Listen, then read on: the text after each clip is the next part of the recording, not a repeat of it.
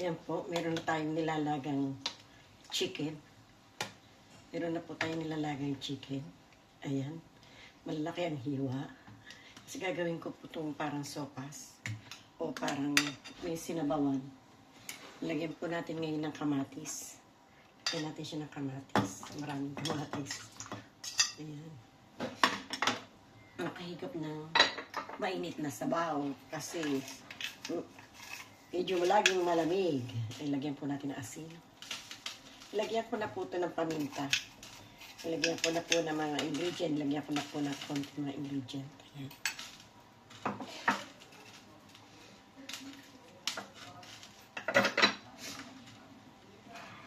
Hayaan po muna natin siyang malaga.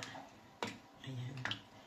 At saka natin lalagyan ng repolyo, bagyo beans. Ayan. Ayan. Lagay ko po itong sibuyas. Ayan, sibuyas po yan. Onion.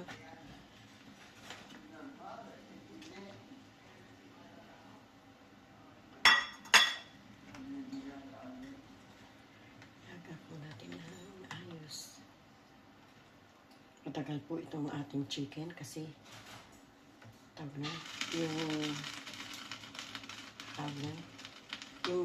tigas daw po itong chicken na to. Ewan ko lang po kung totoo.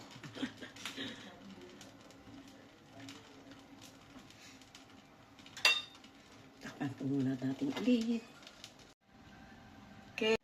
Nilagay na po natin yung ating repolyo at saka yung habichuelas. Nilagay na po natin siya. Kasi may gusto ng latang-lata. Kaya lagay ko na rin po itong patatas. Para pag lata ng patatas, lata na rin yung mga gulay. Kami po ang kumakain ng latang-latang gulay. Yung iba po gusto malutong-lutong ang gulay. Dito po sa amin, kailangan latang-lata ang gulay. Ayaw po ng hindi latang-lata.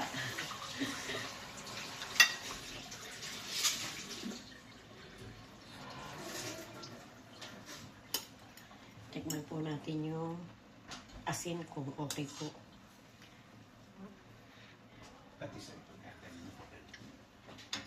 Ayos na yung asin, Papa. Ayos na? Oo.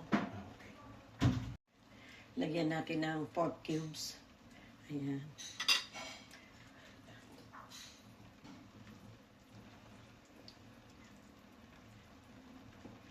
Siguro po nagtataka kayo yung bakit yung gulay namin gusto kong lata.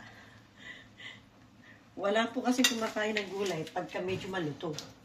Sabi nila hilaw. Kaya nilalata po talaga ni Tita Emmy yan. Ayan, takpan po muna natin.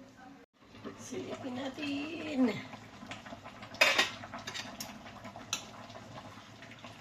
O, yan ang ating nilalaga. Yung ating tinolang manok. Tinola kayo dyan. Hindi pa. Pwedeng nilaga, pwedeng tinola ang ating manok. Hindi pa yata.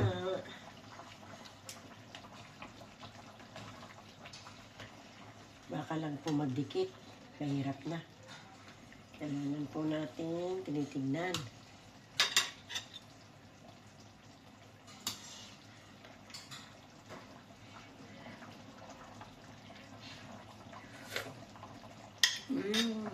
Ang sarap na sabaw.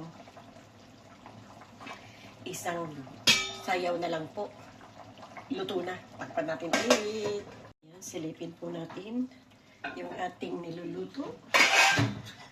Yari na. Yari na ang ating tinolang nilagang manok. Ayan. Umigay na natin dito.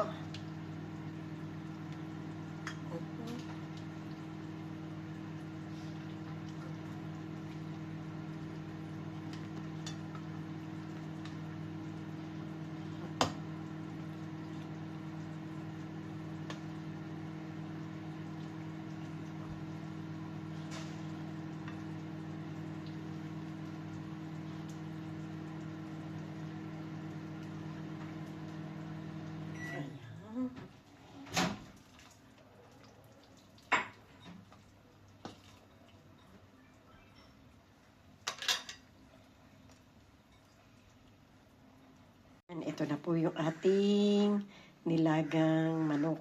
Ayan. Pwede rin natin tawagin tinola. Ayan ang ating chicken.